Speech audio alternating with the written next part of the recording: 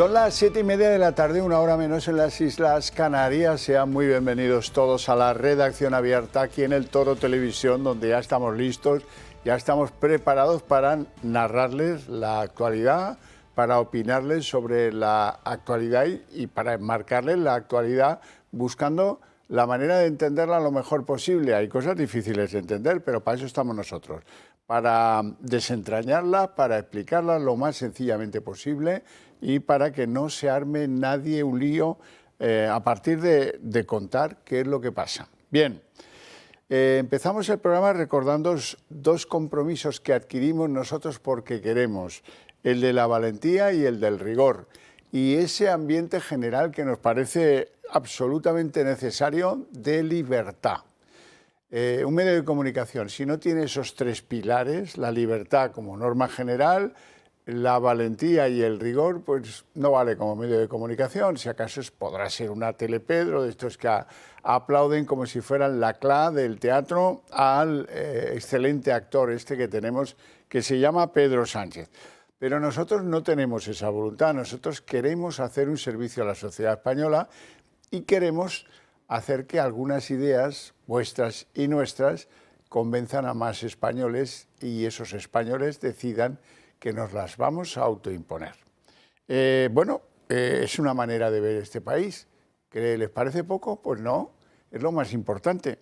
Bien, además tampoco participamos de eso que hace el gobierno de comprar medios de comunicación mediante el reparto de publicidad institucional. 60 millones llevaba hasta octubre el gobierno de Pedro Sánchez. Seguro que algún pellizco más reparte porque cada vez arrecian más las críticas, la corrupción, los que están en la cárcel que empiezan a pillar, como los pajaritos de aquella famosa, de los pajaritos por aquí y los pajaritos por allá. Pues ahora los pajaritos se van a Soto del Real y hacen algunas insinuaciones de las cuales tenemos que hablar hoy, que son maravillosas. Van a dar muchas pistas.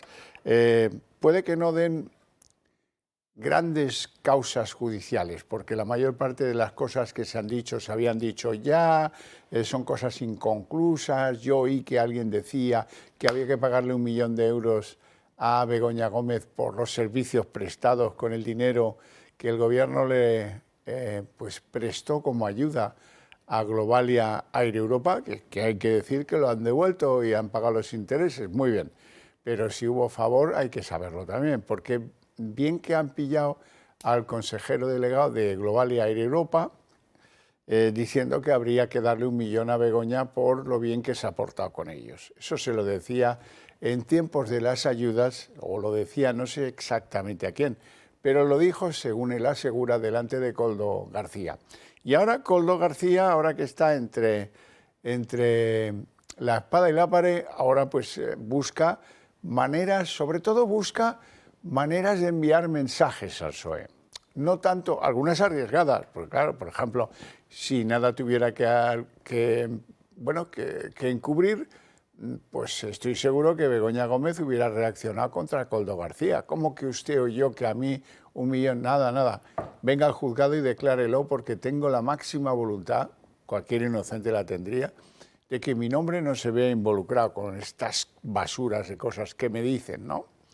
Esto es lo que haría una persona, digamos, normal, entre comillas, pero no, aquí la callada por respuesta, a ver si se olvida pronto, sobre todo que nadie investigue. Vamos a presionar a la Audiencia Nacional para que el caso de la investigación sobre las ayudas descarrile, sobre todo que nadie se pregunte por qué votó esas ayudas Pedro Sánchez, siendo que su mujer conocía perfectamente a Air Europa, era amiga del consejero delegado de Air Europa. Air Europa participaba en los másters de Begoña, los financiaba, colaboraba con. Ella tenía una línea especial en la aerolínea para que pudiera desplazarse por el mundo, donde pudieran llevarla los aviones de la familia Hidalgo.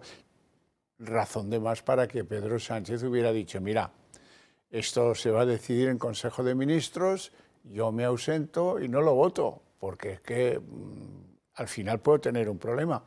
No, aquí esto coló, nadie se preguntó nada o muy pocos nos preguntamos algo y ahí tenemos que reaparece el fantasma de las ayudas a Globalia Air Europa. Y otros Por ejemplo, pues el hijo de Ábalos, que en el día de hoy sale y dice, ahora que me acuerdo, a mi padre, a José Luis Ábalos, le pusió Santos Cerdán un cheque en blanco delante de la cara y decía venir en nombre del presidente del gobierno. ¿Y ahí qué le ofrecía a tu padre? De todo. ¿Qué quieres ser, José Luis? Cuando seas mayor, ¿qué quieres ser? ¿Quieres tener... ¿Dónde quieres que...? Ah, que te contraten en una consultora, ¿te molaría? Acento, Pepiño Blanco. Y uno del PP, que fue ministro de Sanidad, Alfonso Alonso. Bueno, ¿qué más quieres, José Luis? Tertulias de televisión las que tú quieras. Se van a aburrir de oírte. Y entonces, cualquier lector avezado de estas noticias dice, entonces es el PSOE el que ofrece las tertulias de televisión. Mande, pero ¿qué me está contando? O sea que el PSOE te puede hacer con 10 tertulias donde te paguen en cada una de ellas, ¿no? Ah, qué interesante. Y esto que es que tiene una cuadrilla, el Partido Socialista, que se dedica a ganarse la vida yendo a defender a Pedro en las televisiones más importantes del país y llevándose una pasta. Menudo negocio sucio, ¿no? Es que no son las cadenas las que seleccionan a quién llevan y a quién traen. Es el PSOE el que juega con el dinerito extra de... Bueno, y le ofrecieron, como dice el hijo, absolutamente de todo, porque el cheque en blanco incluía, te pagaremos los abogados, tendrás un currele ahí en una consultora en Acento, se dijo el nombre, ¿eh? Y además, pues las tertulias que te dé la gana en las televisoras. Como si quieres que te hagamos embajador en algún sitio, habrá que dejar un poquito de tiempo para que se olvide un poco lo tuyo, pero se puede conseguir. En eso es en lo que estamos en el día de hoy, en insinuaciones, impresiones generales, que yo no digo que no sean verdad, al contrario, creo que son verdad las dos, pero que hemos de ser conscientes de que quien las verbaliza lo que busca es enviarle un cohete a Partido Socialista para que muevan ficha y se sientan chantajeados y vayan corriendo a Soto del Real a ofrecer árnica a José Luis y a Koldo, o a Koldo y a José Luis. A los dos les van a tener que dar, pero el frasco lleno de árnica. ¿Por qué? Pues porque el que dice que yo oí que hablaban de 1 millón para Begoña, a lo mejor lo tiene grabado, que anda que no tenía dispositivos Koldo. Y Ábalos, pues que aparenta ser más descuidado, por eso de las sobrinas y los sitios a los que le gusta ir, en fin, ya saben. No. También grababa. Por eso les digo que estamos ante momentos trascendentales de la historia de este país, porque alguna cosa puede que salte por los aires. Partido Socialista, Pedro Sánchez, ya veremos. Hay un partido nuevo que acaba de empezar, el de estos dos en la cárcel. Y no querrían ustedes que con lo poco que llevan allí esto fuera 5-0. No, estamos en empate a 0. Pero ya han hecho alguna jugada que demuestra que esto del fútbol lo saben jugar, lo interpretan. Bueno, vamos a empezar nuestro recorrido informativo en Estados Unidos, porque Donald Trump tiene algunas espinitas clavadas. No ha terminado lo de Ucrania y que no haya noticias, en este caso es una mala noticia, y tampoco parece que tenga las ideas muy claras sobre el qué hacer en Venezuela. Es verdad que han interrumpido los vuelos comerciales de la mayor parte de compañías que unían Caracas con el mundo. Eso es verdad. Que da una sensación de que se van a producir operaciones militares o parecido que fuercen una caída del gobierno de Maduro. Bueno, pero resulta que de una manera muy al estilo Trump, él se iba a jugar al golf a su residencia favorita, Mar del Lago, y en el avión presidencial, que todas las semanas y algunas semanas más de una vez, le lleva de Washington a donde está su casa de veraneo, en Mar del Lago, porque él no pierde jugar al golf ninguna semana, cuidado, que viene de familia rica y se le nota. Bueno, entonces resulta que todo lleno el avión va lleno de periodistas que siguen al presidente, aunque sea a su residencia de Mar do Lago. Es igual, ellos van y vienen. Allí se le ha ocurrido a Trump pues levantarse de su mullido asiento en el Air Force One y dirigirse a los periodistas que van en las últimas filas y tal. Y bueno, oye, le han preguntado, oye, ¿cómo va lo de Venezuela? ¿Cómo va lo del Cártel de los Soles? Que como sabéis es una organización de narcotraficantes que tiene que ver y mucho con el régimen, porque le llaman el Cártel de los Soles porque los venezolanos militares llevan unos soles aquí en la hombrera, que significa, o mejor dicho, sí, la parte superior del hombro, significan los, creo que son 3 soles o 4, el generalato en el ejército venezolano. Y le llaman el Cártel de los Soles porque había muchos de esos generales implicados en el tráfico de droga de Venezuela a Estados Unidos. Bien, vuelvo al relato. Dice Donald Trump en el Air Force One. ¿Es verdad, presidente, le preguntan, que ha hablado con Nicolás Maduro? Sí, es verdad, lo confirmo. He hablado con Nicolás Maduro. ¿Y cómo ha ido esa llamada?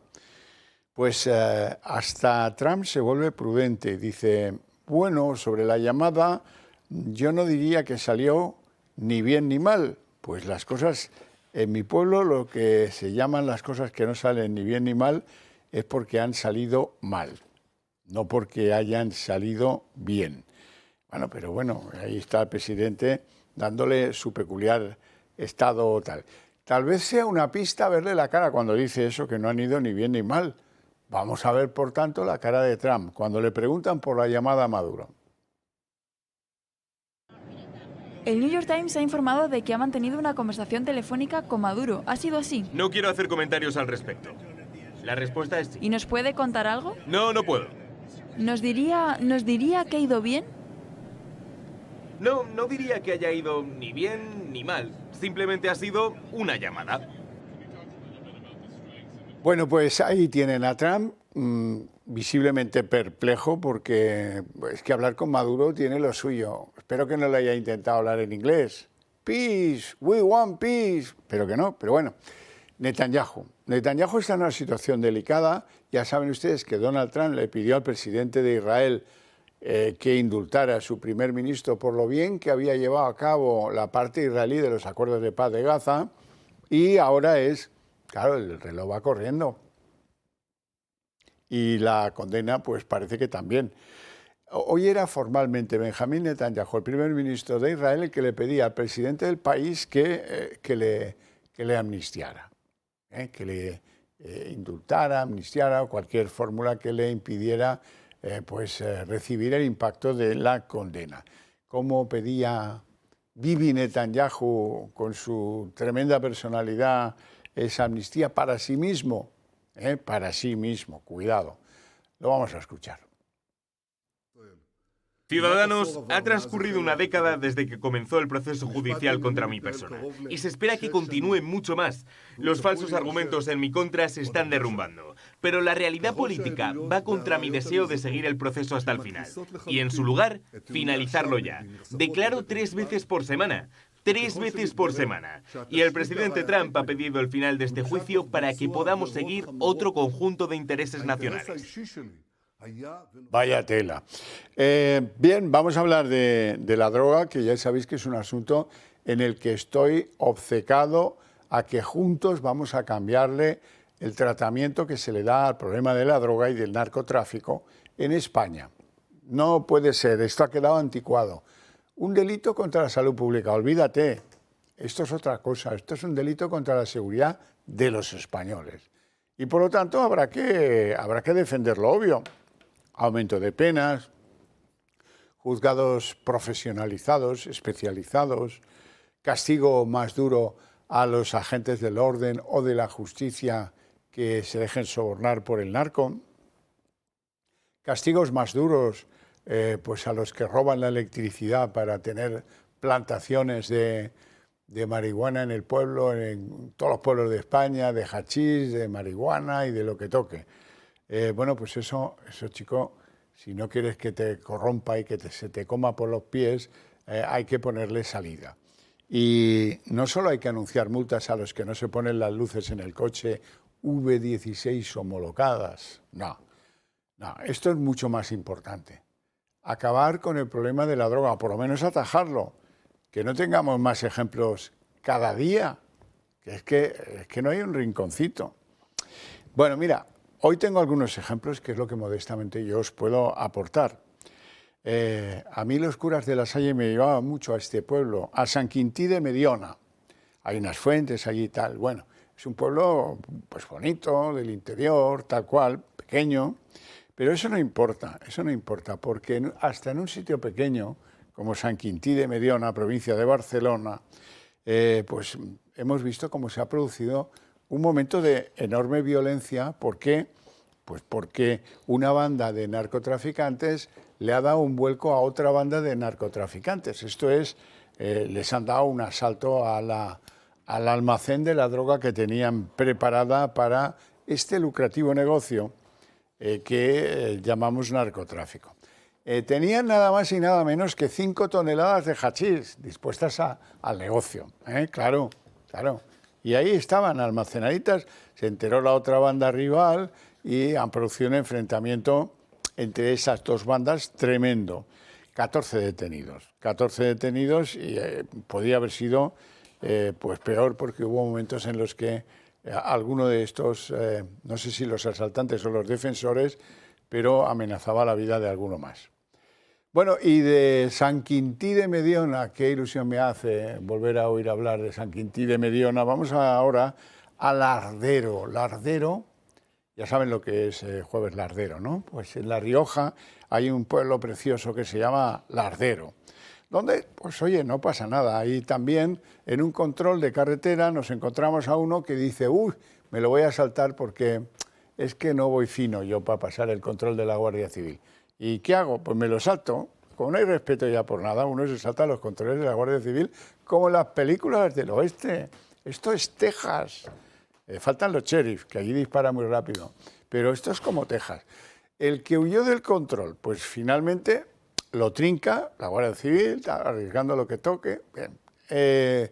Lo trincan y es un tío que lleva en el coche varias dosis de una droga llamada Split. Naturalmente con ámbito o con las ganas de hacer negocio, de venderlas, de forrarse, de hacerse más rico de lo que era. Y le hacen unas pruebas de control en las que descubren, anda caramba, pero si da positivo en THC, que es otra droga de estas sintéticas, ¿verdad? Bueno, pues ahí estamos en que, como os digo, cada vez que puedo, o le ponemos remedio a esto de la droga o al final nos engulle, porque está por todas partes. Por cierto, y dejadme que mande un abrazo a la familia, que la familia pues ha pedido a los sindicatos que no se hable mucho de esto, pero que quiero que también sirva para ilustrar esa especie de sección embrionaria que se va a llamar Hay que ver cómo está España. Denuncia el sindicato policial Jupol que ha muerto el policía nacional del cual hemos hablado antes en este programa, que fue herido por un delincuente en Vinalesa, en la Comunidad Valenciana.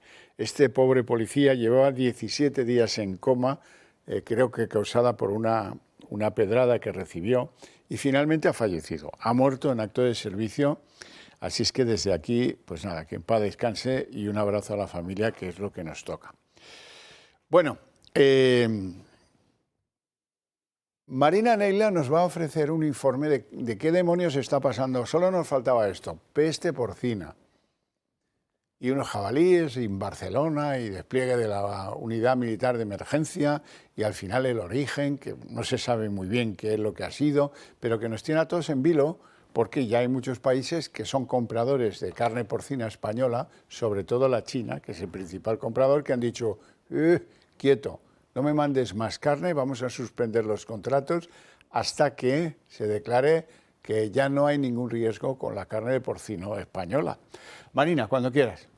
Sí, Xavier, tras detectarse un brote de peste porcina africana en 2 jabalíes salvajes en el Parque Natural de Collserola, Barcelona, la preocupación ha ido en aumento y se han encontrado ya 14 jabalíes muertos. Y esta es la imagen del día, la UME entrando en Barcelona, en concreto en esa zona cero, para controlar el brote de esta enfermedad que ha vuelto 31 años después. De hecho, la Unión Europea también ha informado de que enviará a Cataluña un equipo de emergencia veterinaria. La repercusión en nuestro país puede ser abismal. Hablamos de pérdidas millonarias para el sector. Países como Japón, México, Taiwán han prohibido las importaciones de cerdo de toda España. Y países como China, nuestro principal cliente, Reino Unido o Corea del Sur, han vetado la compra en las granjas de la provincia de Barcelona. La Generalitat cree que el origen estuvo en un bocadillo en mal estado. No podemos confirmar el origen todavía de la peste porcina africana, cómo ha llegado. Indicios hay. Puede ser que venga pues, un alimento, un embutido en mal estado en una zona donde pasan muchos camiones y áreas de servicio. Por lo tanto, es una opción, pero no está confirmada. Luis Planas ha mandado un mensaje de tranquilidad porque no hay riesgo de contagio a los humanos y pide prudencia y responsabilidad al sector. Tranquilidad a los ciudadanos, primero porque el abastecimiento alimentario, en este caso de carne de porcino, está asegurada. Y en segundo lugar, porque evidentemente no tiene nada que ver con la salud humana o efectivamente no cabe la posibilidad de zoonosis, de transmisión de ningún tipo. A pesar de que los 2 casos detectados lo son evidentemente de 2 jabalíes silvestres, bueno, pues tengamos todas las medidas en materia de vigilancia y bioseguridad que son necesarias. Entonces, Marina, este es el ministro de Agricultura y de Pesca y de no sé cuántas las cosas, ¿no? Ya ves, Xavier, el propio ministro de Agricultura hablando habla de 2 jabalíes silvestres. de animales silvestres, como si de plantas se tratase. Como si fueran amapolas. Como para estar tranquilos. O sea, debe ser que está mal visto en la izquierda española hablar de jabalíes salvajes. Vamos, ¿dónde suelen estar? Pero este ministro de campo sabe poco, ¿eh? Bastante poco, así que andémonos con ojo. Los jabalíes silvestres de Luis Planas, menuda novela más estupenda. Bueno, hay mucha gente que sufre en nuestro país y es mejor que nos concentremos en las manifestaciones y actos que ellos generan, que no en la de los partidos políticos, que tal, que cual, que está muy bien, luego hablaremos de eso. Pero los autónomos están en vías de desaparición. Es una especie en extinción que en este caso no es ni silvestre ni salvaje. Es injustamente tratada por sus instituciones, por sus gobiernos, he dicho gobiernos, todos y en general, y especialmente este. Miles de autónomos han participado en las manifestaciones convocadas para este domingo en más de 20 ciudades por la Plataforma por la Dignidad de los Autónomos. Este colectivo denuncia la asfixia a los autónomos que aseguran sentirse masacrados pese a ser el pilar de España. Bajo los cánticos como "No más burocracia, queremos eficacia" o "No más precariedad, queremos estabilidad", los manifestantes han caminado por el centro de ciudades como Madrid y Barcelona y han dejado la puerta abierta a nuevas protestas si las administraciones no escuchan sus reclamos. Una de las coordinadoras de Madrid ha manifestado que las administraciones los están exprimiendo como limones y ha asegurado que estos trabajadores no pueden más. Si no hay autónomos no hay país, no hay riqueza, estamos generando trabajo. No puede ser que no nos ayuden a generar trabajo, que nosotros lo que queremos es trabajar, que nos dejen trabajar y crear puestos de trabajo para que el país vaya adelante. La plataforma organizadora ha hecho público un manifiesto con las principales peticiones de este movimiento. Entre las peticiones se encontraba la reclamación de unas cuotas proporcionales que se ajusten a los ingresos reales mensuales y la simplificación de la burocracia. También defiende la reforma integral del cese de la actividad por una protección social equivalente a la de los trabajadores asalariados por situaciones por baja médica o cuidado familiar con cotización reducida, el derecho al luto o la libertad del pago en efectivo. Los derechos básicamente que tiene cualquier trabajador por cuenta ajena, que también los tengamos nosotros. Al final pagamos y no tenemos derecho a bajas a lo mejor por enfermedad, por maternidad, no tenemos derecho a huelga. hay que hacer una manifestación, porque no soy empleada, pero trabajo 24/7. Estas mismas solicitudes también se han escuchado en Barcelona, donde se han manifestado 1.500 autónomos que han pedido una revisión justa de sus cuotas y han avisado de que están asfixiados. En Asturias se ha contabilizado casi 1 millón de autónomos que se han unido a esta manifestación para reclamar unas condiciones laborales dignas. En Cantabria, el colectivo que se ha reunido solicitaba dignidad y justicia y denunciar que están asfixiados por las cuotas, los impuestos y la burocracia. Por lo que, tal y como ha nombrado el coordinador de Madrid, Raúl García, esto es el principio y a partir de aquí seguirán tirando para adelante hasta que no se les escuche de alguna manera. Bueno, seguramente muchos de vosotros habéis estado viendo uno de los primeros mítines de la campaña electoral de Vox para las elecciones del 21 de diciembre en Extremadura y cómo se celebraba en la Plaza Mayor de la hermosísima ciudad de Trujillo. Bueno, a veces hay cosas que cuando las ves te generan a la vez una sensación de orgullo tremenda y una sensación de qué horror también a la vez tremenda. A mí me pasa cada vez que voy a la Plaza Mayor de Trujillo. Por un lado veo la estatua de Trujillo ecuestre con el caballo y digo, caramba, qué respeto por uno, el más ilustre, el que conquistó el Perú. Podía haber sido Orellana, que también fue muy ilustre, pero Trujillo lo era más.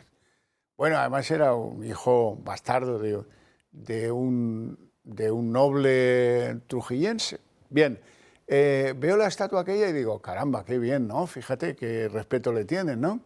Pero si sabes un poco más la historia de la estatua, resulta que es una estatua que nos hizo un americano, un norteamericano, sí. Y eso te da una pena, un bajonazo tremendo, porque dices, ¡joa!, que tenga que venir un americano a descubrir y hacer esta estatua muy merecida, merecidísima, y que embellece un montón la ciudad de Trujillo, pero que tenga que venir un americano, chico, ya como que ya no tanto, ¿verdad? Bueno, por cierto, a propósito de las elecciones de Extremadura, en la que ya estamos en plena campaña electoral, pues vamos a recordar, si os parece bien, cómo están las cosas en Extremadura, cómo estuvieron las cosas, porque se adelantan las elecciones, la señora Guardiola no ha completado su legislatura, sin embargo, pues hay encuestas, las veíamos, creo que fue el viernes de la semana pasada, si no el jueves, las encuestas que hizo el CIS a propósito de las expectativas electorales que hay en Extremadura. Lo vemos enseguida y lo comentamos, aunque sea muy sucintamente, para que nadie pierda el hilo. Esto es muy importante porque hay que saber qué está en juego y qué dicen las encuestas, ¿no? Venga, vamos con las encuestas en Extremadura. Me las ponéis y comentamos de inmediato. Ahí están. Bueno, pues lo que dice la encuesta tezanesca es que ganaría el PP esas elecciones con un 38,5%. Y ojo que a pesar de que Tezanos es la voz de su amo, del PSOE, pues le da un batacazo bastante importante al PSOE, 31,6%. Así es que perdería su condición de fuerza más votada. El candidato Gallardo, que es un tramposo de libro, el que empujó a 4 para colocarse él delante en la lista e intentar cambiar de jurisdicción por haber ayudado al hermano de Sánchez a conseguir un puesto de trabajo inmerecido. Bueno, pues este se colocó de candidato, si no se cortó un pelo. Es más, creo que ahora lo van a ascender y lo van a intentar llevar al Senado para ver si así cambia del juzgado ordinario y se va al Tribunal Superior de Justicia de Andalucía, de Extremadura, cosa que veo muy improbable porque a este ya le han visto el número y ya no cuela lo suyo. Bueno, y luego está Vox, que consigue un aumento bastante considerable de lo que obtuvo en las últimas elecciones. Hemos escuchado al candidato de Vox, como explicaba, don Óscar, como explicaba, que es que ha fracasado el bipartidismo de estas dos fuerzas, tanto PP como PSOE, y que a partir de ahí es donde tienen la nueva sensación de relevancia en la comunidad extremeña. Bueno, ya veremos cómo les van las cosas a unos y a otros. Hasta el rabo todo es toro y aquí el rabo termina de pasar el 20 a las 12 de la noche. El 21 ya no, porque ese día ya se vota. Bien, y permitidme que en un minuto os cuente, os refresque la idea de colaborar con nosotros de diferentes formas, porque somos la manera más eficaz, de que esas ideas compartidas por vosotros y por nosotros lleguen al conjunto de la sociedad española o a más porcentaje del conjunto de la sociedad española. Mejor a través nuestro que hacerlo en solitario como un francotirador que al final no sabes a quién disparas ni qué efecto produces. ¿Cómo nos podéis ayudar? Haceros miembros del Club de Amigos del Toro Televisión. Si aún no lo sois, es tan simple como llamar al teléfono que aparece ahí en pantalla y, oye, quiero ser miembro del Club de Amigos, ¿cómo lo tengo que hacer? Das los datos y en 5 minutos el tema queda resuelto. 2. Podéis pensar en hacer una donación a nuestra fundación. ¿Por qué? Porque eso desgrava en el impuesto de la renta y desgrava un porcentaje importante. Eso sí tiene que cumplir unos requisitos, tanto si son particulares para el impuesto de la renta como sociedades para el impuesto del patrimonio. Llamad y preguntad, están a vuestra disposición. Mire, es que yo soy del club, he entregado tanto, pero ¿cuánto me falta para que pueda? Llamad al club 91 616 2464. Y lo último, ya no me extiendo más. Tenemos lotería de Navidad. No queda mucho, ni de lotería ni de tiempo. Así es que el que quiera compartir unos décimos de ilusión con nosotros, pues está ahora en disposición, o si no, pues al final, cuando se acabe, chicos, esto sí que no tiene remedio, no tiene arreglo. Nos vamos a publicidad. Pues son las 8:05 jóvenes minutos, el momento en el que empezamos nuestra mesa de análisis político y lo primero, lo central, lo mollar es presentar a nuestros invitados. Don Julián Salcedo, muy buenas tardes. Muy buenas tardes. Doctor en Ciencias Económicas, abogado especializado en temas inmobiliarios y secretario del Club Liberal Español. Don Alberto Serrano, muy buenas tardes. Muy buenas tardes, don Xavier. Abogado especialista en Derecho Administrativo, expolítico, escritor, no ex-escritor, no, escritor y encantado además de estar. Gente de bien. Bueno, muchísimas gracias. Encantado una vez más de estar aquí, como todos los lunes. Sabe el alto concepto en el que yo le tengo. Y yo a usted, don Bueno, Xavier. vamos a lo que vamos. ¿Por qué quieren empezar? Julián, te voy a dejar elegir a ti. Entre dos, te dejo elegir entre dos, a ver. Luego no me hagas aquí. Bien, ¿el hijo de Ábalos o el 1.000.000 de euros de Begoña? Lo que tú digas, ¿eh? Pues yo diría que el 1.000.000 de Begoña. ¿El 1.000.000 de Begoña más que el hijo de...? Bueno, vale. No, me da igual, ¿eh? Con arreglo a los deseos de nuestro contertulio hoy, don Julián, vamos a ver qué ha dicho Koldo. Dice que él no anda muy bien del oído, pero que oyó al CEO de Air Europa Globalia, a Javier Hidalgo, que decía en aquellos días de la concesión de las ayudas y que, hombre, con lo bien que se ha portado con nosotros, Begoña Gómez bien sería merecedora de 1.000.000 de euros. Algo parecido a eso. Claro que luego dice que no sabe si se lo dieron o no, pero que parecía que hablaba completamente en serio. Eso también lo creo. Me interesa muchísimo de la misma conversación que publica hoy un medio de comunicación, me interesa mucho que dice que en los tiempos en los que había dudas sobre si les van a dar o no les van a dar las ayudas, él, que era el chofer de Ábalos, fue a Puerta de Hierro, a pequeño apartamento que usan los hidalgos en Puerta de Hierro, Madrid, entre 16 y 20 veces. Yo ahí lo dejo. Son cosas que dice Koldo, el de Soto del Real. Begoña Gómez, la mujer del presidente del Gobierno, sería recompensada con 1.000.000 de euros por ayudar en el rescate de Air Europa. Lo único que puedo decir es que los Hidalgo comentaron, y eso fue delante mía, que había que compensar el buen trato que había dado la señora Begoña. ¿Compensar cómo? Pues hombre, yo no sé cómo exactamente lo hicieron, pero las palabras que utilizaron ellos dijeron, empezaron hablando, creo que, si no me equivoco mal, de 100 o 200.000 euros, hasta decir 1.000.000.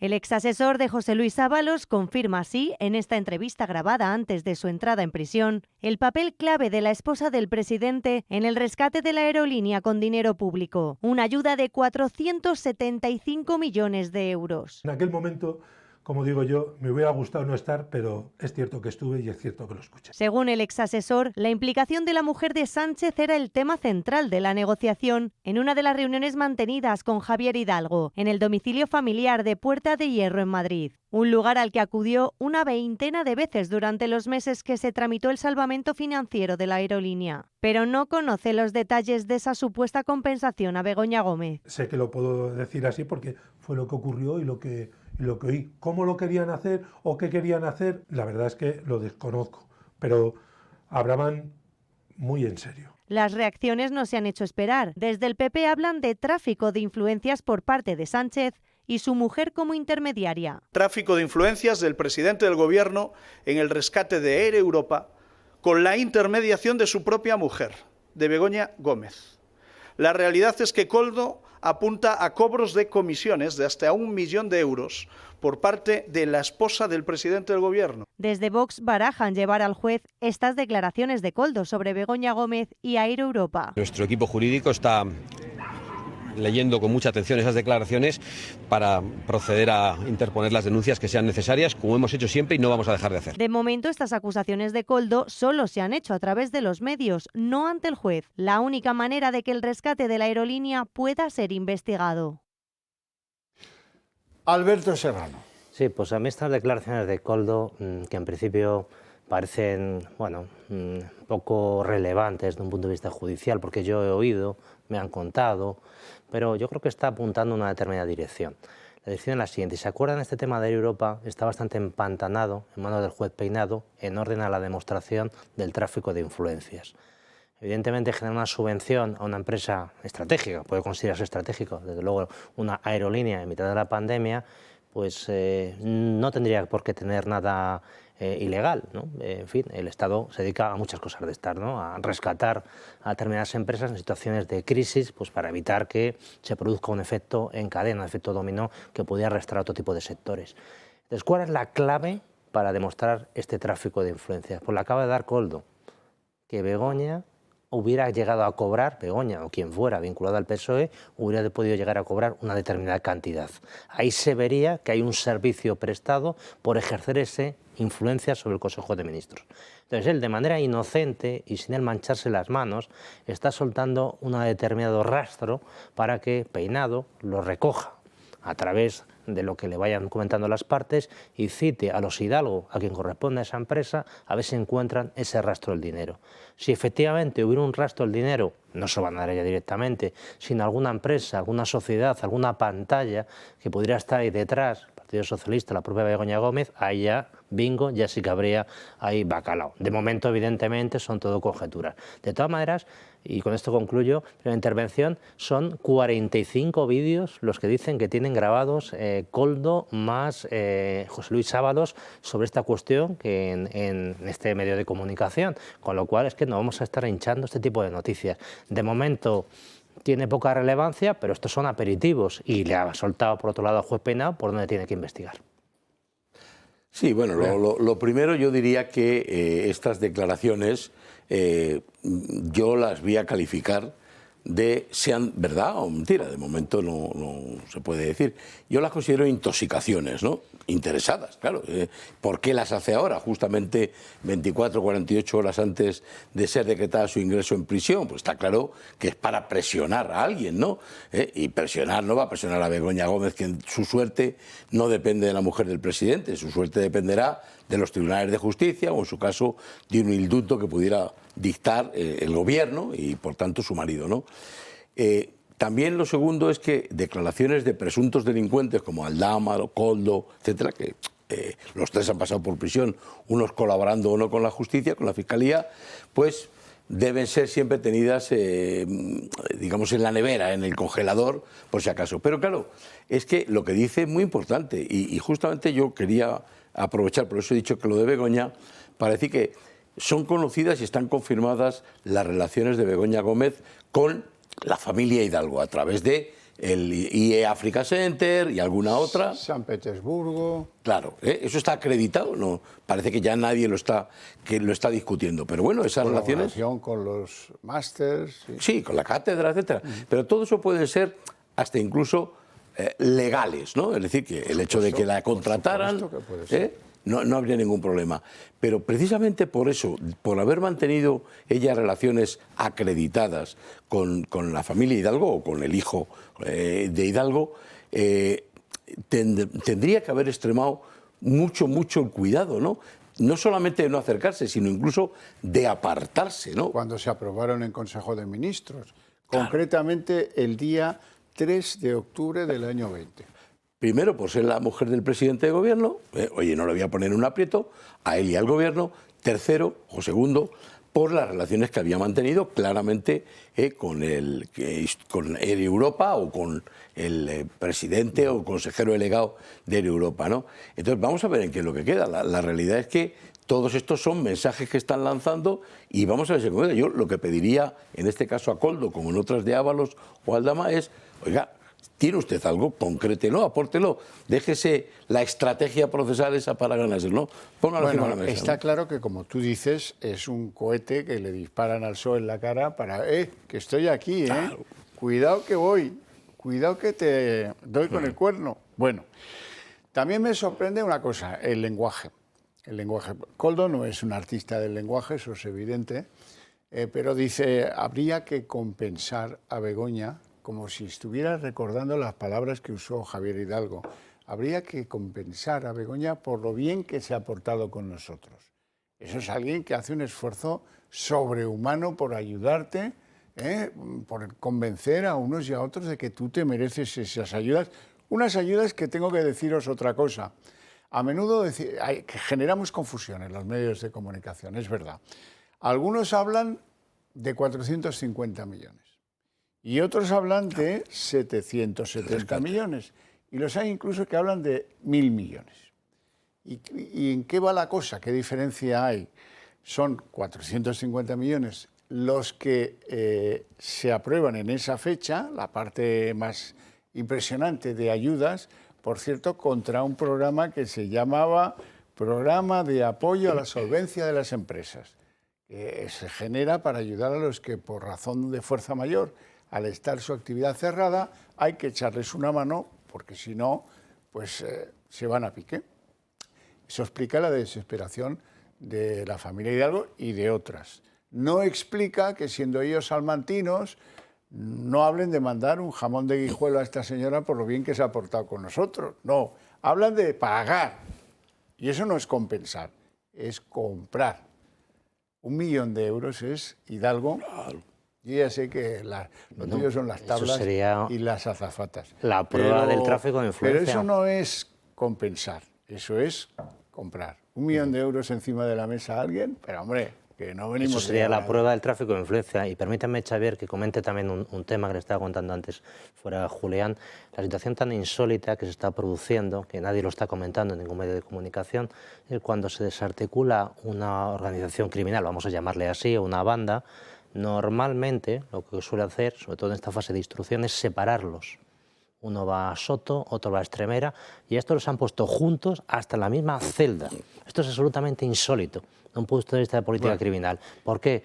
Porque estamos investigando lo que está pasando y ellos pueden coordinar sus respectivas defensas, y esto es absolutamente insólito. ¿Quién es el responsable de esto? Pues una persona que tiene unas intenciones extrañas, vamos a dejarlo aquí. ¿Por qué? Porque ya le digo, es absolutamente insólito que en una fase de instrucción a 2 personas de la misma banda, por llamarle de algún modo, se le meta en la misma celda para que hablen, incluso se puedan extorsionar entre ellos, puedan coordinarse, puedan comunicarse a través de terceros. Esto es absolutamente insólito, Xavier. Bueno, se me ha olvidado decir que una cosa son los 450 millones y que luego hay otro momento en la que otra compañía que es de la órbita de Globalia Air Europa y que fue la hija de la fusión de Globalia con Barceló, también recibiera en ese caso 320 millones. Aquí el dinero, para según quiénes, ha ido a las puertas, y eso ya sí que suma 770 millones, si yo no ando equivocado. Es mucho dinero y debería quedar todo muy claro, porque efectivamente, aunque es verdad que han reembolsado ya y han devuelto todas las cantidades recibidas, pero no es menos cierto que efectivamente durante un montón de tiempo, varios años, ¿no?, han estado disfrutando de esas ayudas, ¿no? Tiempo habrá para saber de qué va esto. Ahora sí que me vas a permitir, Julián, que vayamos al hijo de Ábalos, que se llama Víctor Ábalos. O igual como son todos tan nobles, se ha puesto Víctor de Ábalos, como Víctor de Aldama, no lo sé. El caso es que este ha contado una historia que ahí sí que no tengo dudas que en algún momento esto se haya podido producir. Dice que Santos Cerdán fue a ver a su padre y le puso un cheque en blanco enfrente. No lo dice, pero tampoco vamos a ser ingenuos. El cheque en blanco es para conseguir que se calle la boca, ¿no? Creo yo que no hay otra explicación. No hubo después una sesión de estas de sobrina ni nada por el estilo. ¿Y qué incluía? Esto es muy divertido. ¿Qué incluía el cheque en blanco? ¿A qué entendemos? Que este chico, ¿de qué le preguntan? Oye, ¿y qué quiere decir cheque en blanco? Dice, hombre, pues mira, de entrada que los abogados no los tengamos que pagar, que sean gratis. Luego un puesto de trabajo fantástico en Acento, la consultora de Pepiño Blanco y de, ¿cómo se llamaba? ¿Antonio Hernando? Antonio Hernando, No, sí. el del Partido Popular, Alfonso Alonso, que fue ministro de Sanidad. Bueno, ¿y qué más? Y todas las tertulias de televisión de las que cobran, las que tú quieras. Lo cual es una luz roja que os demuestra quién decide quién va a algunas televisoras. Y en las de cobro, quién lo decide con más maestría. Lo que no cuenta el hijo de Ábalos es si se quedó el cheque, pues lo ha ido a cobrar al banco y luego no había fondos. El famoso cheque en blanco. Vamos con la historia del cheque en blanco. El ingreso en prisión de José Luis Ábalos ha desatado un giro brusco en su estrategia. Mensajes incendiarios en redes, filtraciones indirectas y ahora el testimonio de su propio hijo, Víctor Ábalos. Asegura que el día que estalló el caso Koldo, Santos Cerdán le ofreció a su padre un cheque en blanco en nombre del presidente para que no cantara. Le habría ofrecido abogados, un puesto en la consultora Acento, tertulias en televisión, todo lo que quisiera. Cerdán sería, según Víctor Ábalos, el intermediario, porque Sánchez en aquel momento no podía dar la cara. Víctor Ábalos va más allá y sitúa la caída de su padre dentro de una supuesta Operación Navalcarnero, una maniobra interna para apartarlo después de concentrar demasiado poder en el partido. Según Víctor, la desconfianza comenzó tras una fiesta de Halloween en 2020, cuando la exmujer del exministro aseguró tener pruebas comprometedoras. El presidente ordenó su destitución, una salida del Ejecutivo en la que fue decisiva Begoña Gómez. Según Víctor Ábalos, fue la mujer del presidente la que sugirió echar a su padre. El hijo del exministro niega ser testaferro, niega comisiones y niega tener fortunas ocultas en Latinoamérica. También apunta a la ministra de Defensa, Margarita Robles, asegurando que el cese de su padre se precipitó cuando sonó su nombre para ocupar su cartera. Víctor Ábalos carga también contra Cerdán. Asegura que si los audios grabados por Koldo García no hubieran salido a la luz, Cerdán seguiría siendo secretario de organización del PSOE. También tiene palabras contra Francina Armengol, presidenta del Congreso de los Diputados, a la que acusa de incumplir el reglamento de la Cámara Baja. Sobre Sánchez también es claro. Dice que la cama de su padre sigue caliente de todas las veces en las que Sánchez se ha quedado a dormir y asegura que le llamaba 300 veces al día. Concluye defendiendo a su padre. Dice que ha cargado con marrones que no merecía y que el supuesto riesgo de fuga que justifica la prisión provisional es absurdo. Ironiza incluso con que cualquiera puede reconocerle en el aeropuerto. Pausa para hablar de la publicidad, volvemos enseguida y continuamos. Don Julián Salcedo, hombre, un cheque en blanco para comprar el silencio de lo que puede y no saber Ábalos de financiación del partido, de apaños, de arreglos, de conversaciones, en fin, de esas cosas que si se divulgan te hunden. Sí, yo no sé de cuánto podría ser un cheque que compensara 24 años de cárcel, que es lo que le piden, ¿no? Entonces yo creo que no hay dinero suficiente para comprar a lo mejor ni un día en prisión, pero bueno, luego se ve que todos los que pasan por la cárcel, el mismo dice, bueno, pues yo creía que iba a ser más duro, se ha acostumbrado pronto, ¿no? Se ha moldado pronto, ¿no? No lo sé, yo creo que el único cheque en blanco que le pueden ofrecer es un indulto. Es decir, si yo fuera él, es lo único que pediría, además de que, bueno, pues manténme un cierto nivel de vida, ¿no? pero tampoco creo que esté en disposición de ofrecérselo a Sánchez, entre otras cosas porque el propio Ábalos no sabe cuándo se celebrará el juicio, suponiendo que haya condena. Es posible que cuando él esté condenado ya no esté este mismo gobierno, ya no esté Pedro Sánchez en el gobierno, y cualquier promesa que le hagan no le valdría de nada para indultarle, ¿no? Así que lo tiene crudo, ¿eh? Sí, yo sobre las declaraciones de Víctor Ábalos, 3 cosas. En primer lugar, sobre Santos Cerdán iba con un cheque en blanco. Esto ya lo hemos visto con Puigdemont. Otra cosa es que cumpla lo que él promete, pero claro, ellos prometen absolutamente de todo. No te preocupes, indulto, amnistía, hablo con el Tribunal Constitucional, con quien haga falta, esto se queda absolutamente en nada. Yo creo que José Luis Ábalos ya tiene cierta edad como para creer en este tipo de cosas, ¿no? Con máximo con la experiencia de Puigdemont. Eso por un lado. En segundo lugar, también ha dicho una cosa que para mí tiene mucha relevancia, que es que tiene una relación muy íntima con Pedro Sánchez. Esto parece obvio, pero a partir de aquí se va a empezar a negar cualquier tipo de relación de Sánchez con Ábalos, como es el estilo. Ya, no, este señor yo lo conocía casualmente, en los mismos términos que hablaba de Koldo. Entonces yo creo que está marcando ya el hijo, en el sentido de que, oiga, que este señor tiene una relación muy íntima con el presidente, hasta en nuestra casa durmiendo, etcétera, etcétera. Y esto tiene una relevancia tremenda cuando a lo mejor en uno de esos famosos vídeos que tiene grabado o una declaración que haga a título voluntario en el Tribunal Supremo diga, imaginaros, este señor era el Mr. X de esta organización. Si tenemos, porque lo está diciendo su hijo, que tenía una relación muy íntima, muy próxima, muy directa, todas las declaraciones de este señor Ábalos, José Luis Ábalos, que puedan afectar al presidente del gobierno, es un testigo directo cualificadísimo. Y eso puede suponer, pues, digamos, una autopista de cara a acciones judiciales contra Pedro Sánchez. Yo creo que también le está marcando por ahí.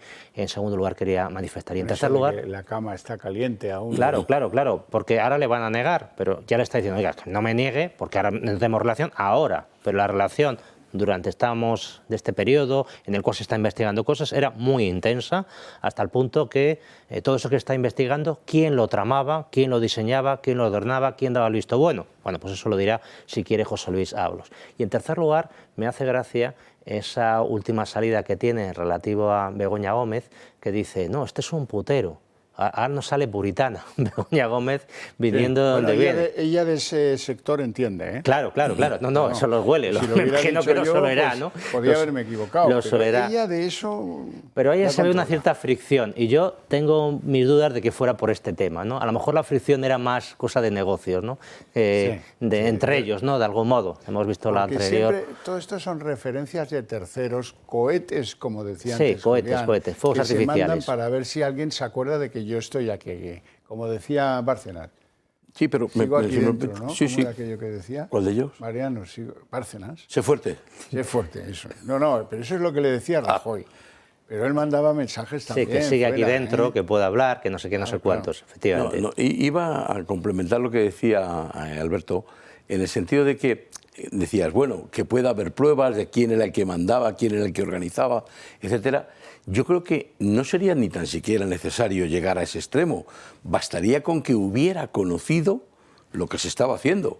Claro. Porque, efectivamente, no solo por razón de su cargo, cualquiera de nosotros tiene la obligación de, si tuviera conocimiento de un delito o de un posible delito, tiene la obligación de ponerlo, tenemos la obligación de ponerlo en conocimiento de la justicia. Más aún si eres el presidente del gobierno, si de ti depende la Fiscalía General del Estado, etcétera, ¿no? O sea que, ojo, no habría que llegar tan lejos como decir, ¿quién dio la orden? No, basta con que lo conociera. Esto último que hemos sabido, que decía Ábalos, me dijo que efectivamente en la Moncloa estaban investigando a Santos, a Koldo, ¿no? Bueno, es una revelación de secretos, ¿no? Eso si ya ha aparecido, digamos que la prueba, que es una conversación entre Cerdán y Ábalos, en las que se confirma al 100% que fue el presidente el que le advirtió de que la Fiscalía estaba en secreto, y eso es un delito, ¿eh? Claro. Revelación de secretos. Claro. Así es que, queridos amigos que seguís el programa de las acusaciones particulares, haceros con la grabación, conversación entre Cerdán y Ábalos, en la que se dice, uno le cuenta al otro, supongo que Ábalos a Cerdán, es que me dijo ayer Pedro que están investigando a Koldo, a qué está pasando o lo que fuera. Con eso y un poco de suerte, porque la organización judicial en España es un tanto esquiva para algunas cosas. Por ejemplo, lo de Air Europa, que ha ido y ha vuelto de la Audiencia Nacional, incomprensiblemente por lo que hemos contado antes. ¿Estaba en la firma de las ayudas y debía estar allí? No. Ya está, no hablemos más. De lo demás, si quieres, que investiguen los que saben. Vamos a hablar de Santos Cerdán, porque hoy hemos conocido que utilizaba a un amiguete de Pedro, esto también es muy interesante, uno que era, le llamaban el amigo del hipódromo. Iba mucho a charlar a su restaurante en el hipódromo de Madrid, y les ponían unos reservados muy elegantes, muy discretos a la vez, y ahora hemos sabido que es que, según parece, utilizaban al amigo de Pedro Sánchez en el hipódromo para que fuera a casa de Santos Cerdán a sacar documentos mientras estaba investigando la Guardia Civil, que hay que ser osado, porque se podía haber encontrado el de los caballos, el de los hipódromos, lo que no esperaba. Por cierto, un Santos Cerdán que le hemos visto esta mañana ir a firmar a los juzgados de Tafalla. Creo que ya ahí ya no va a poder volver, va a tener que ir a otros juzgados. A ver si me encontráis imágenes de Cerdán firmando en los juzgados de Tafalla, para que veáis un poco cómo es el dramatis personae del tipo puesto en libertad recientemente, pero bueno, ahí va. Parece que le han llevado en coche, que se va a subir al coche, que le ha llevado hasta los juzgados, pero bueno, no vive un agobio muy relevante en Tafalla, Cerdán, por lo que parece. Y había información sobre este tal Paco Salazar, que era un prenda absolutamente de lujo. Estaban a punto de nombrarle secretario de organización, os va sonando, ¿no? Donde Ábalos y donde Santos Cerdán, pues iba este que Paco Salazar. ¿Qué pasó? ¿Por qué no fue? Bueno, pues por dos denuncias de abusos o de acoso sexual o de no sé qué historias, que, por cierto, mira tú qué cosas, han desaparecido. Eso es, espabilaron mucho y le quitaron de en medio, eso es cierto, pero, hombre, que desaparezcan las fundamentadas reclamaciones de las asediadas o de los asediados, que no me acuerdo si eran hombres o mujeres. Bueno, vamos a continuar con el día a día. Corrupción del PSOE aparte, hoy ha llamado mucho la atención un vídeo que ha emitido el rey emérito, el rey Juan Carlos I, apoyando a su hijo entre la gente joven. Oye, gente joven, wake up, despertad. Tenéis que apoyar al monarca porque está haciendo un esfuerzo para mantener la España democrática que yo os dejé en herencia. Eso más o menos es el... Pero tiene morbo verlo, es muy cortito, vamos a verlo. Quiero dejar un breve mensaje para los jóvenes españoles, sobre todo para todos los que no conocéis la historia de España. Quiero que sepáis que vuestros padres, vuestros abuelos y muchos españoles unidos conseguimos hacer una transición ejemplar, dar un cambio a este país en unas circunstancias muy complejas en las que todos tuvimos que esforzarnos y arriesgar, pero con la generosidad y el esfuerzo de todos, logramos que este país sea lo que hoy es. He realizado este esfuerzo de escribir mis memorias con la idea de que vuestros padres puedan recordar momentos históricos y que vosotros podáis conocer la historia reciente de vuestro país, sin distorsiones interesadas, contado por alguien que vivió la transición en primera persona, donde ha habido acontecimientos que han marcado nuestro futuro y todo este es el legado que yo os he podido dejar. La monarquía ha jugado un papel esencial en toda esta transición, una posición institucional y de relaciones en las que hemos conseguido conectar a España con el resto del mundo. Os pido que apoyéis a mi hijo, el rey Felipe, en este duro trabajo que es unir a todos los españoles y que España siga siendo y jugando un papel tan relevante en el mundo. Gracias por escucharme. Un fuerte abrazo.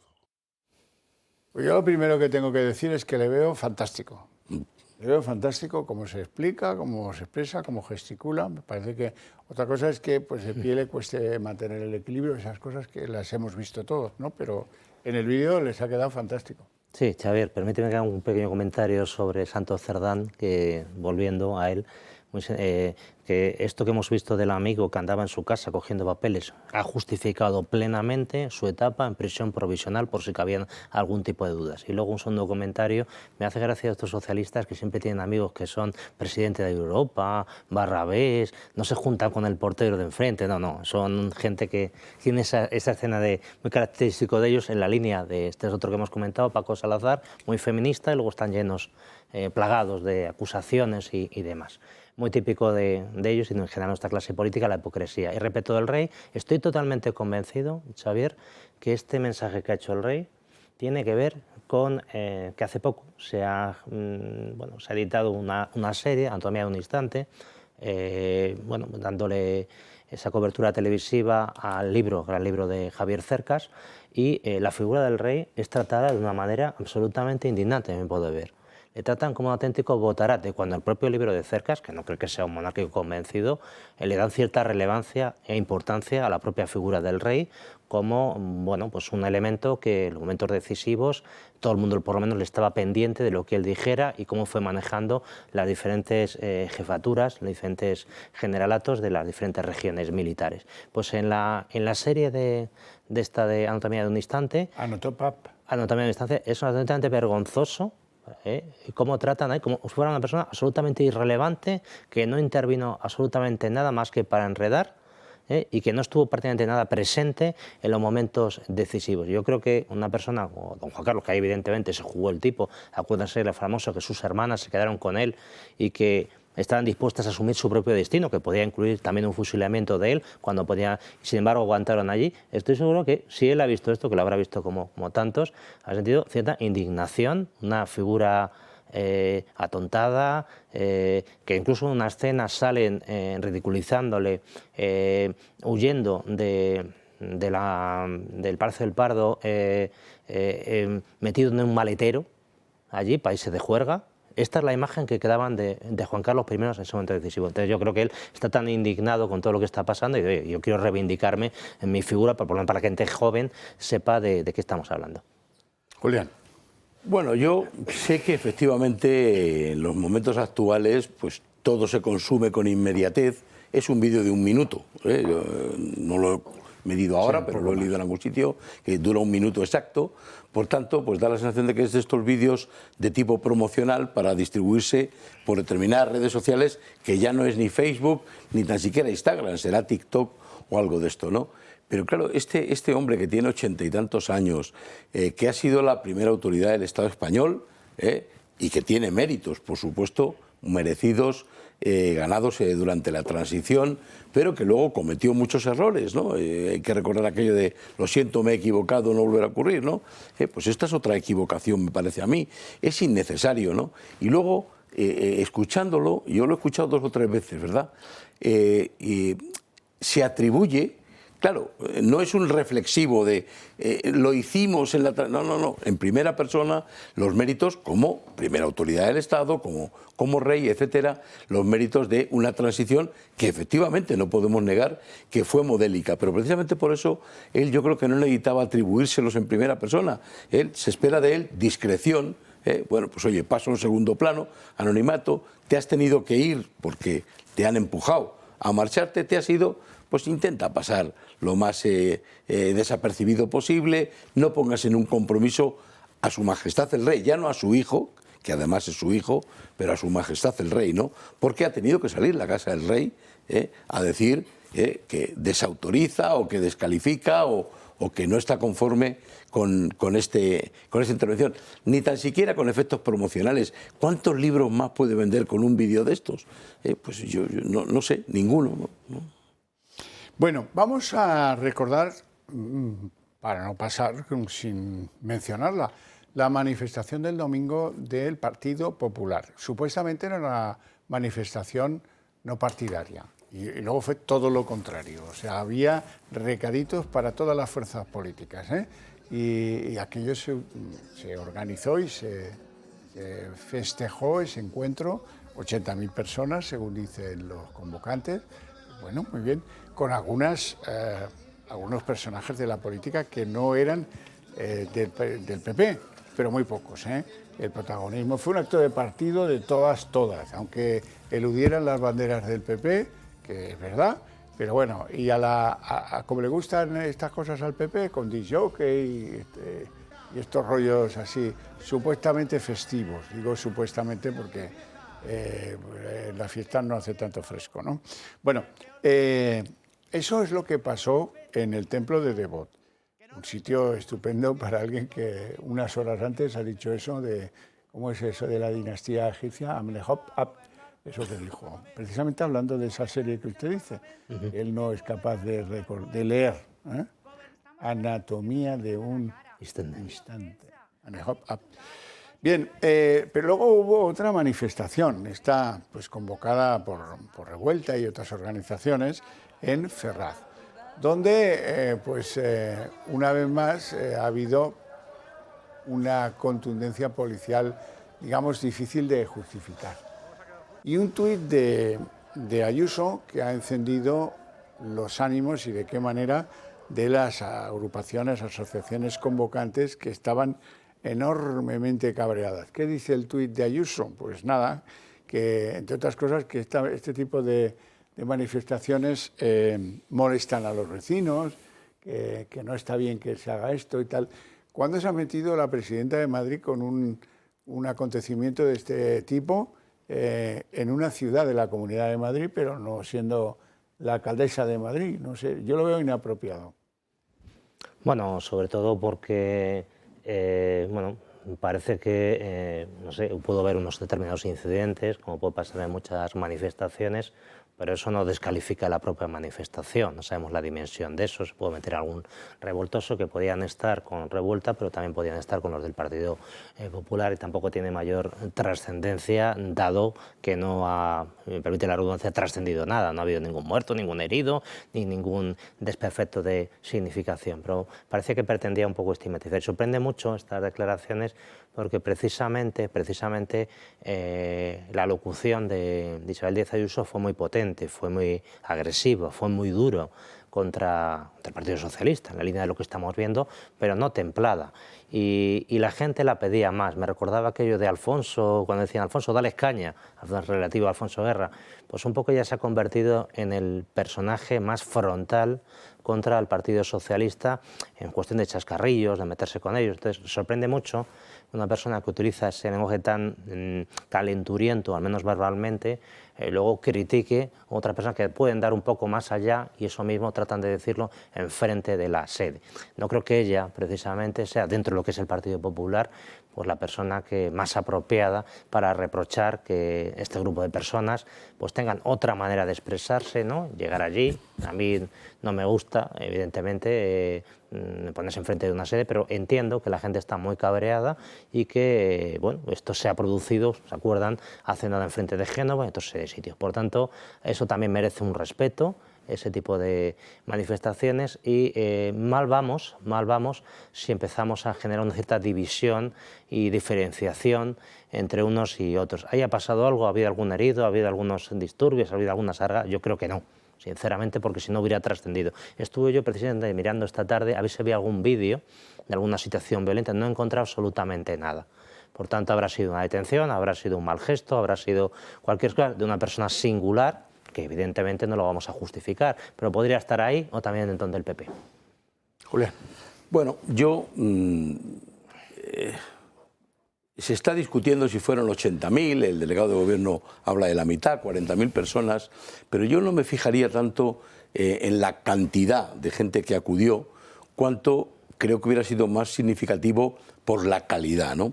A mí, viendo estas imágenes y viendo la manifestación del domingo, la impresión que me dio fue que era un mitin político más, ¿eh? No había personalidades de la sociedad civil, que podía haberlas habido. Fijaros que la izquierda, cuando organiza actos de este tipo, multitudinarios o no, moviliza a la sociedad civil, intelectuales, deportistas, cantantes, no sé qué, ¿no? Yo no recuerdo haberlos visto. puede que los haya habido y yo no los haya visto. Y luego también eché de menos... Se piensa que la convoca el jueves. Sí. Bueno, ya, pero lo que se trata es de que tenga el máximo impacto y eco posible, ¿no? Si necesitas en vez de 2 días, 6 días, pues hazlo para la semana que viene, ¿no? Claro. Aunque sea el puente de la Constitución, ¿no?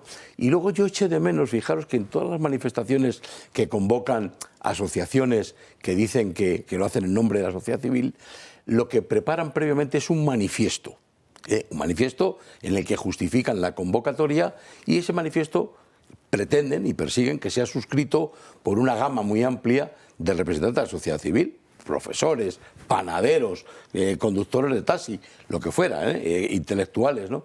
Y haber leído el manifiesto en ese acto, ¿no? Lo que hubo fue un discurso de varias personas, Feijóo, Isabel Díaz Ayuso y algún otro, ¿no? Y Almeida, todos del Partido Popular. Claro, no el hay Partido ningún Popular, tipo de duda que era un mitin. Pero es que dijeron que no era una convocatoria del Partido Popular, que era apartidista, sin siglas, etcétera. Bueno, estaba abierta como todos los mítines en general. Faltaba, ¿no? Faltaría. Sí. Bueno, pues a mí lo que menos me gusta de todo esto es que dice, bueno, ya hemos sido sensibles a los que nos reclamaban que nos sacaran a la calle. Pues no, con esto no se arreglan las cosas. Los que queremos que nos saquen a la calle, pedimos al PP una cosa: formule una moción de censura. Hombre, pero es que no tengo los votos, no me dan los votos. Haga que le den los votos. Si es necesario, vayan a ver a Felipe González. ¿A mí qué más me da? Yo lo que quiero es ir a votar y sacar al gobierno este que está allí. Que Felipe no aceptaría. Bueno, pues busquen por esa línea o por otras, no sé, a Miguel Roca o al de Foment del Trabajo o a Joan Laporta. Es que me da igual. Moción instrumental y al día siguiente convocatoria electoral. Ya está. Esto no es tan difícil. Pero bueno, es la zona de confort. No, es que yo, como no tengo los votos para presentarla y perderla, no la hago. No, trabaja usted. O sea, a lo mejor, ¿cómo se llamaba aquel líder político suyo? Albert Rivera, ¿no? Seguro que era ambicioso, ¿eh? Igual le interesa. O yo qué sé, o el Durán Lleida, o alguno de estos ya... O Sánchez Llibre, sí, hay muchos. Sánchez Llibre, o sea, es que... Llibre, no, sí. Efectivamente. Cuidado con la cartera, ¿eh? Sí, cuidado. Cuidado con la cartera, que los catalanes tenemos mucho peligro con la cartera de los demás. Yo estoy de acuerdo con usted. Yo creo que la gente reclama un intento, por lo menos, porque, hombre, para convocar manifestaciones ya está la sociedad civil. Pero él tiene otros instrumentos, evidentemente. Tanto eso como acciones judiciales en muchos temas que estamos clamando. Por ejemplo, no se presentan presupuesto, ponga usted una querella por omisión de un deber esencial, prevaricación por omisión, por no cumplir sus obligaciones constitucionales. Tiene equipo jurídico, tiene dinero para todo ello. También, evidentemente, moción de censura. Y como dice usted, en la línea que dice usted, sabemos que Puigdemont, Junts está muy dividido. ¿Por qué no intentarlo? ¿Por qué no de los 7, a lo mejor hay 4 que pueden apoyar a un señor como Roca, a un señor como Sánchez Llibre? Barajando diferentes opciones, también la propia figura de Felipe González, ofrecérselo a él, o una persona que venía patrocinada por él, y a ver si el resto de socialistas queda alguno que le apoya o no le quiere apoyar, etcétera. Yo creo que tiene obligación hasta cierto punto Feijóo de intentarlo. Hay mucha gente con la que se puede hablar de eso. Javier Fernández, el socialista de Asturias. Sí. Mucha gente. Alfonso Guerra, seguramente. Pero bueno, no, o sea... Quizás el lugar especialísimo sea Cataluña y los que quedan con 80 que vivieron la transición, ¿no? Bueno, pues hágalo con ellos, con alguno de ellos. Si es que nos da igual. Lo que queremos es que lo hagan. Sí, yo también lo creo. Yo creo que tal y como están las cosas ahora mismo, esa moción de censura hipotética la perdería, no prosperaría, ¿no? Sabiendo que son mociones de censura constructivas, ni tan siquiera instrumental, y poniendo un candidato, como lo fue en su momento Ramón Tamames, pues poner a alguien de mucho prestigio. Da igual, si es que da igual a quién pongas, porque si es instrumental con la condición de que en el supuesto de que efectivamente se gane la moción de censura, se disolverán las Cortes y automáticamente se convocarán unas elecciones, da igual quién se presente. Puede ser hasta uno de los bedeles del Congreso de los Diputados, da igual. Cualquiera que se preste a ello, ¿no? La perdería, pero no importa. No tenemos tiempo para más, lo vamos a dejar aquí con mi agradecimiento para mis invitados por sus palabras aquí, por sus opiniones y a ustedes por su interés y su paciencia, pero para ustedes hay premio. El día en 30 minutos a continuación. El día en 30 minutos. El hijo mayor de José Luis Ábalos, que se llama Víctor, dice que pues Santos Cerdán fue a ver a su padre y le ofreció un cheque en blanco. Un cheque en blanco, ¿qué significa? Pues significa que le pagan los abogados, que le buscan empleos en la constructora de Pepiño Blanco, que se llama Acento, que le aseguran presencia en tertulias de televisión. Ojo con eso, que la reparte el PSOE, por lo que parece. ¿Y todo a cambio de qué? Esto no lo dice el hijo de Ábalos, pero se supone. A cambio del silencio de José Luis Ábalos sobre la corrupción dentro del PSOE. Según Ábalos Víctor, la propuesta procedía directamente del entorno del presidente del gobierno. ¿Qué dice el PSOE de todo esto? Pues no aclara nada y si acaso se escuda en aquello de no perder ni un minuto en desmentir falsedades. Bueno, y esto no es todo porque Víctor Ábalos también revela que el cese de su padre fue una operación urdida desde dentro y orquestada por varias personas. Él menciona a Begoña Gómez, a Adriana Lastra y también a Margarita Robles, a la actual ministra de Defensa, que habría estado motivada ese intento de descabalgar a Ábalos porque tenía mucho interés en su ministerio. Según el primogénito de Ábalos, llegó incluso a encargar al CNI un informe sobre su padre. Ella hoy lo ha desmentido todo. El ingreso en prisión de José Luis Ábalos ha desatado un giro brusco en su estrategia. Mensajes incendiarios en redes, filtraciones indirectas y ahora el testimonio de su propio hijo, Víctor Ábalos. Asegura que el día que estalló el caso Koldo, Santos Cerdán le ofreció a su padre un cheque en blanco en nombre del presidente para que no cantara. Le habría ofrecido abogados, un puesto en la consultora Acento, tertulias en televisión, todo lo que quisiera. Cerdán sería, según Víctor Ábalos, el intermediario, porque Sánchez en aquel momento no podía dar la cara. Víctor Ábalos va más allá y sitúa la caída de su padre dentro de una supuesta Operación Navalcarnero, una maniobra interna para apartarlo después de concentrar demasiado poder en el partido. Según Víctor, la desconfianza comenzó tras una fiesta de Halloween en 2020, cuando la exmujer del exministro aseguró tener pruebas comprometedoras. El presidente ordenó su destitución, una salida del Ejecutivo en la que fue decisiva Begoña Gómez. Según Víctor Ábalos, fue la mujer del presidente la que sugirió echar a su padre. El hijo del exministro niega ser testaferro, niega comisiones y niega tener fortunas ocultas en Latinoamérica. También apunta a la ministra de Defensa, Margarita Robles, asegurando que el cese de su padre se precipitó cuando sonó su nombre para ocupar su cartera. Víctor Ábalos carga también contra Cerdán. Asegura que si los audios grabados por Koldo García no hubieran salido a la luz, Cerdán seguiría siendo secretario de organización del PSOE. Concluye defendiendo a su padre. Dice que ha cargado con marrones que no merecía y que el supuesto riesgo de fuga que justifica la prisión provisional es absurdo. Ironiza incluso con que cualquiera puede reconocerle en el aeropuerto. Y Koldo García, asegura también en una entrevista periodística que oyó como el CEO de Global Air Europa, Javier Hidalgo, decía que había que compensar a Begoña Gómez por lo bien que se había portado con ellos, con la familia Hidalgo, y hablaba de pagarle 1 millón de euros en relación con sus presuntas gestiones para conseguir las ayudas públicas.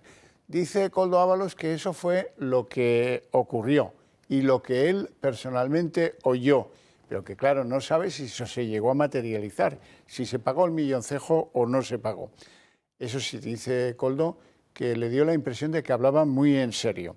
Koldo también hace una espectacular revelación. Dice que en tiempos de la negociación de las ayudas públicas, él fue a casa de los Hidalgo en Puerta de Hierro, Madrid, 20 veces.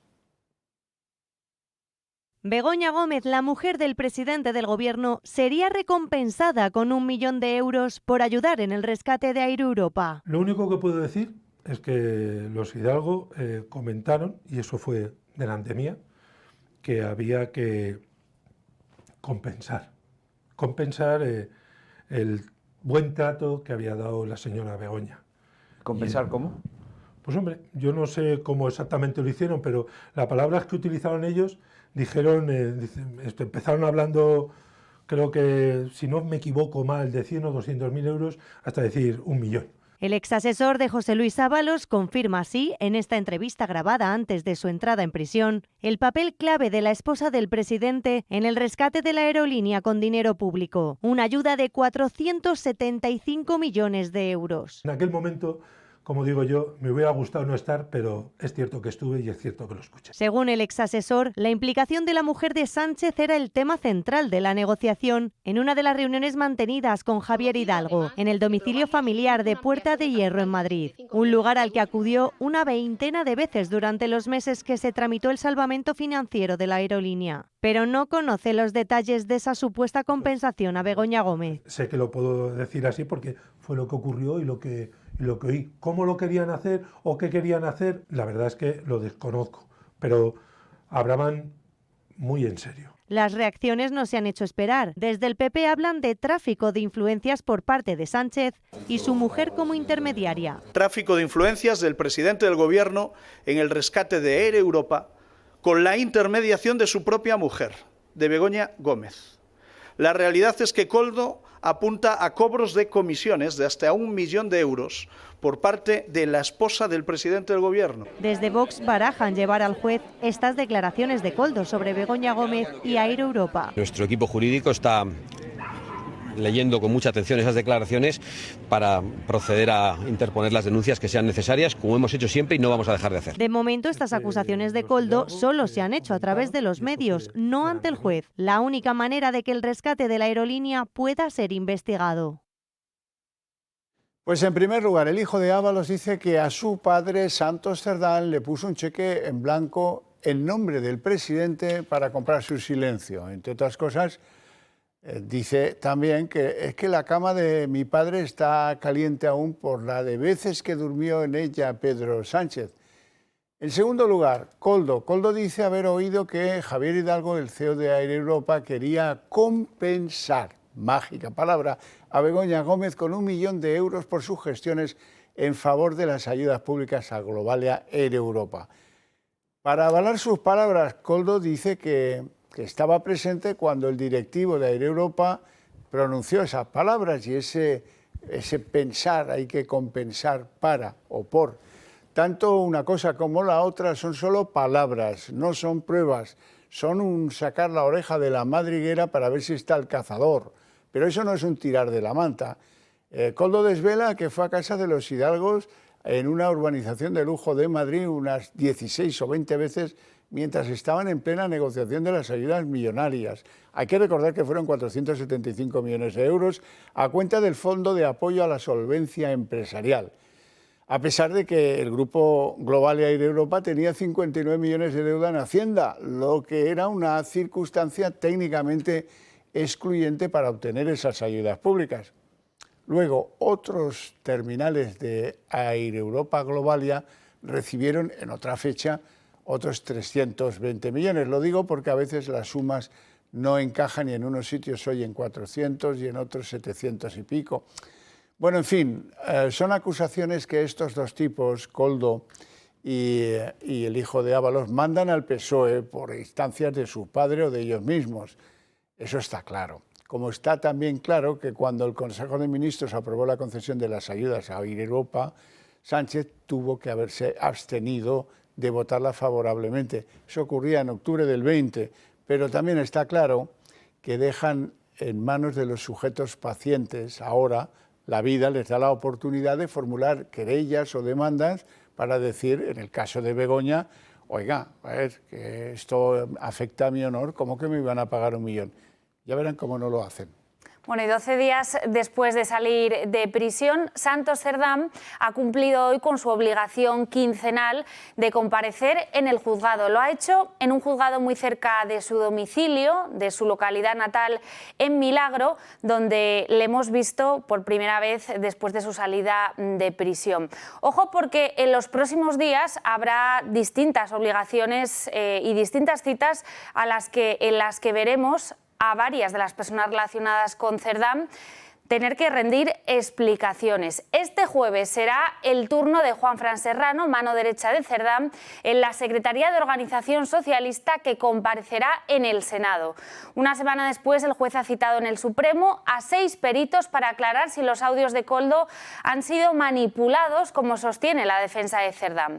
El exdiputado declarará por segunda vez en el Senado el miércoles 17. El PP también ha citado a Víctor Ábalos y a Antonio Hernando, pero la fecha aún se desconoce. El Consejo de Ministros aprobará mañana el ascenso a general de brigada del actual coronel Rafael Yuste, que es el máximo responsable de la Unidad Central Operativa, de la UCO, de la Guardia Civil. El nombramiento de Yuste como general de brigada pues debe ser muy merecido, pero para algunos, sin duda, es la excusa que tiene el Gobierno para deshacerse de él, relevarle y poner al frente de la UCO a alguien un poco más afín con sus tesis. Lo veremos mañana cuando den a conocer el nombre del sustituto. Yuste resulta que dirige la UCO desde hace 2 años, momento en el que pues se ha fraguado toda la investigación de los principales casos de corrupción que hoy afectan tanto a la Moncloa como al PSOE. Y Pedro Sánchez podría incurrir en un delito de revelación de secretos o en uno de obstrucción de la justicia si se demuestra que avisó a Ábalos de que Koldo estaba siendo investigado cuando esa investigación todavía era secreta. Según revela hoy El Español, hay audios entre Koldo y entre Santos Cerdán que podrían apuntar en esta dirección. En diciembre de 2023, cuando Ábalos ya no formaba parte del Gobierno, pero la investigación a su asesor era secreta, Cerdán le reveló a Koldo que él también había recibido ese chivatazo y que ese era el motivo por el que se había alejado de él. La conversación, grabada en un bar y prácticamente ininteligible, no ha trascendido, pero obra en poder de la UCO. Tanto Ábalos como Koldo han corroborado por vías distintas que Sánchez era conocedor de la pieza secreta meses antes de la detención de Koldo. Y en la página económica, toda esta historia empieza en la movilización que se está desplegando en torno a la Sierra de Collserola en Barcelona para contener la gripe porcina que ha sido detectada allí en varios jabalíes salvajes. El origen, según el consejero de Agricultura catalán, es un embutido en mal estado en algún lugar de paradas de carretera de paso de camiones internacionales. La retirada de jabalíes muertos, que tiene que ser especialmente cuidadosa, la vigilancia con drones y el despliegue de los militares de la UME por la ciudad de Barcelona, tratando de colaborar con los medios de la Generalitat para frenar los efectos de esa peste porcina. El impacto va a ser grande, eso es evidente, porque algunos de los países tradicionalmente compradores del porcino español ha decidido ya suspender esas importaciones. Algunos las de Cataluña y otros, los más, pues han decidido estar a la espera, pero muy atentos para ver si tienen que suspender las de toda España. Y miles de funcionarios han tomado las calles este fin de semana hasta en 20 ciudades españolas para denunciar la asfixia a la que se ven sometidos. En todos los lugares los reclamos han sido los mismos. Quieren una revisión justa de las cuotas, aseguran además que necesitan una reforma integral del cese de la actividad, al igual que una revisión justa de sus cuotas y menos burocracia. Miles de autónomos han participado en las manifestaciones convocadas para este domingo en más de 20 ciudades por la Plataforma por la Dignidad de los Autónomos. Este colectivo denuncia la asfixia a los autónomos que aseguran sentirse masacrados pese a ser el pilar de España. Bajo los cánticos como "no más burocracia, queremos eficacia" o "no más precariedad, queremos estabilidad", los manifestantes han caminado por el centro de ciudades como Madrid y Barcelona y han dejado la puerta abierta a nuevas protestas si las administraciones no escuchan sus reclamos. Una de las coordinadoras de Madrid ha manifestado que las administraciones los están exprimiendo como limones y ha asegurado que estos trabajadores no pueden más. Si no hay autónomos no hay país, no hay riqueza, estamos generando trabajo. No puede ser que no nos ayuden a generar trabajo, que nosotros lo que queremos es trabajar, que nos dejen trabajar y crear puestos de trabajo para que el país vaya adelante. La plataforma organizadora ha hecho público un manifiesto con las principales peticiones de este movimiento. Entre las peticiones se encontraba la reclamación de unas cuotas proporcionales que se ajusten a los ingresos reales mensuales y la simplificación de la burocracia. También defiende la reforma integral del cese de la actividad por una protección social equivalente a la de los trabajadores asalariados por situaciones por baja médica o cuidado familiar con cotización reducida, el derecho al luto o la libertad del pago en efectivo. Los derechos básicamente que tiene cualquier trabajador por cuenta ajena, que también los tengamos nosotros. Al final pagamos y no tenemos derecho a bajas a lo mejor por enfermedad, por maternidad, no tenemos derecho a huelga. Hay que hacer una manifestación porque no soy empleada pero trabajo 24/7. Estas mismas solicitudes también se han escuchado en Barcelona, donde se han manifestado 1.500 autónomos que han pedido una revisión justa de sus cuotas y han avisado de que están asfixiados. En Asturias se ha contabilizado casi 1 millón de autónomos que se han unido a esta manifestación para reclamar unas condiciones laborales dignas. En Cantabria, el colectivo que se ha reunido solicitaba dignidad y justicia y denunciar que están asfixiados por las cuotas, los impuestos y la burocracia. Por lo que, tal y como ha nombrado el coordinador de Madrid, Raúl García, esto es el principio y a partir de aquí seguirán tirando para adelante hasta que no se les escuche de alguna manera. Y en la página internacional, el presidente norteamericano Donald Trump revelaba ayer a los periodistas que viajaban con él en el Air Force One que la semana pasada mantuvo una conversación telefónica con Nicolás Maduro, el presidente de Venezuela, al que Estados Unidos considera el líder actual del Cártel de los Soles, la organización que ya saben, pues liderada por algunos militares venezolanos, se dedica a llevar droga desde Venezuela hasta Estados Unidos. Una organización, por cierto, declarada como organización terrorista por el Departamento de Estado. Lo más curioso son los comentarios a esa llamada que hizo Donald Trump, porque le preguntan los periodistas, oiga, ¿y usted cómo ha visto el tono, qué tal? Y Trump se limita, se pone diplomático y dice que él no diría ni que salió bien ni que salió mal. El New York Times ha informado de que ha mantenido una conversación telefónica con Maduro. ¿Ha sido así? No quiero hacer comentarios al respecto. La respuesta es sí. ¿Y nos puede contar algo? No, no puedo. ¿Nos diría que ha ido bien? No, no diría que haya ido ni bien ni mal. Simplemente ha sido una llamada. 4 personas han muerto y 40 han resultado heridas en un nuevo ataque con misiles de Rusia, esta vez contra la ciudad ucraniana de Dnipro. Otra vez, de nuevo, el objetivo han sido zonas residenciales, donde se han causado severos destrozos en vehículos y en viviendas. Antes de ejecutar este ataque, Rusia ya había lanzado entre la tarde del domingo y la madrugada del lunes un total de 89 drones de larga distancia, la mayoría neutralizados por las fuerzas ucranianas.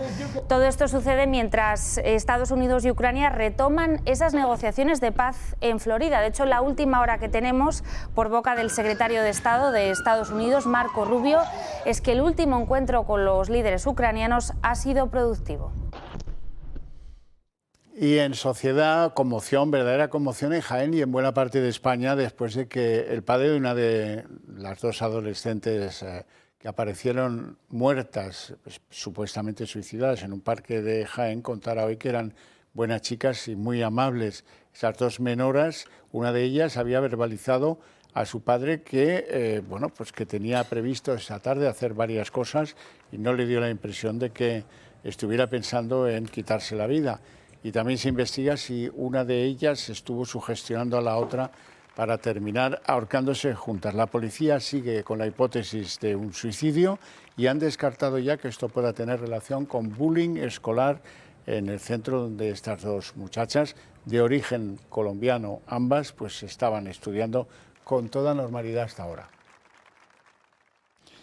Bueno, Marina, entonces, ¿qué tenemos que hacer? ¿Menos chocolate, más fruta?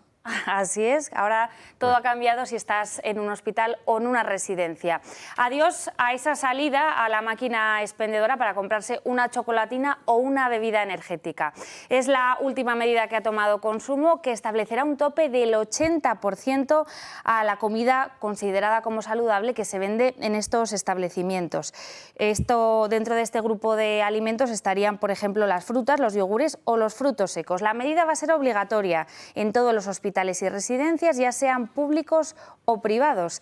El ministro ha recordado que la ingesta de ultraprocesados en España se ha triplicado en solo 20 años, pasando del 11 al 32%. Bueno, ya tenemos una manera de sobrevivir en el hospital, ir a comer a la máquina, que lo otro está peor. Así es. Hasta aquí el día en 30 minutos. Les deseamos una feliz noche a todos, especialmente a los que sigan con la señal del Toro TV.